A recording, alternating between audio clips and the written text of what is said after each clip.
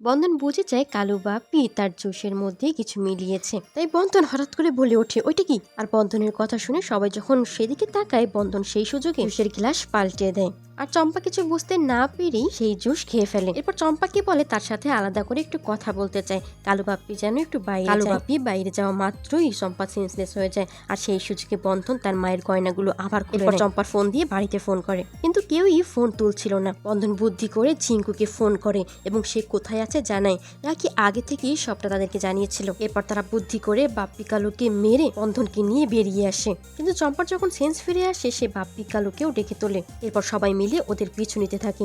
বন্ধনরা বুদ্ধি করে একটি অনুষ্ঠানের মধ্যে ঢুকে পড়ে। সেখানে অন্য ছেলে মেয়েদের পারফর্ম করার কথা ছিল, কিন্তু তারা সেখানে ছিল না। বন্ধনরা সেই সুযোগে উপরে উঠে গান গাইতে শুরু করে এবং রাখি নাচতে থাকে। চম্পারা বন্ধনদের কোথাও দেখতে না পেয়ে চলে যায়। এরপর বন্ধন খুব চিন্তিত হয়ে পড়ে, এই গয়নাগুলো সে কিভাবে রক্ষা করবে। জেঠিমায়ের নজর পড়েছে যে, কিন্তু ঝিঙ্কুরা বলে তারা রক্ষা করবে। রাখিও তার দাদাকে বলে সে যেন চিন্তা না করে, রাখি আছে তো, রাখি সবটা ঠিক সামলে নিবে। এদিকে চম্পা কিছুতেই হিসাব মিলাতে পারছিল না, বন্ধন হঠাৎ করে কোথায় চলে গেল, কেন একবার স্টেজের দিকে তাকালো না। এরপরের সিনে দেখা যায় সুকল্যাণ দীপার কাছে গিয়ে ভালো হয়ে যাওয়ার অভিনয় করতে থাকে। সে রিখিও তানকে নিয়ে আবার সংসার করতে চায়, ভালোভাবে থাকতে চায়। দীপা যেন একটু বুঝিয়ে বলে। সবটাই ছিল সুকল্যাণের অভিনয়, কিন্তু দীপা সুকল্যাণের কথা বিশ্বাস করে। এদিকে দেখা যায় বন্ধন না থাকায় মদনের বেশ খারাপ অবস্থা হয়ে গেছে, কারণ বন্ধনের কাজগুলো সে এখন তাকেই করতে হচ্ছে সব। রাখির কাছ থেকে যখন জানতে পারে বন্ধন চম্পার ডেরা থেকে আসতে পেরেছে, তখন মদন বেশ খুশি হয় এবং এও জানতে পারে বন্ধনের মায়ের গয়নাগুলো সাথে করে আনতে পেরেছে তারা। রাখি মদনকে বলে একটু চা করে দিতে, আর পায়েস যেন তার জন্য একটু আলাদা করে উঠিয়ে রাখে। মদন ও রাখিকে আদর করে বসতে বলে, এরপর চাও বানিয়ে দেয়।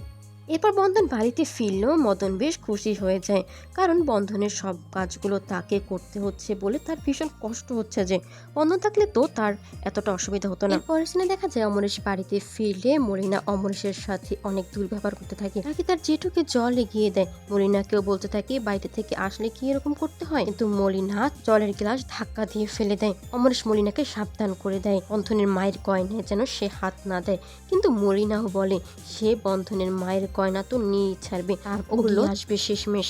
বন্ধন বাড়িতে ফিরলে রাখি বন্ধনকে সবটা খুলে বলে তার জেঠুর সাথে কতটা খারাপ ব্যবহার করেছে তার জেঠিমা। বন্ধন বলে সবকিছু আমাদের জন্যই তো হচ্ছে। রাখি তখন প্রশ্ন করে, আচ্ছা দাদা, আমরা এখান থেকে চলে যাই না কেন তাহলে? বন্ধন রাখিকে জড়িয়ে ধরে বলে, কোথায় যাব?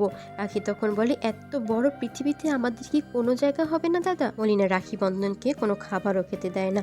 বন্ধন যেটুকু খাবার ছিল সবটুকু পুরোপুরি বেড়ে জেঠুকে দেয়।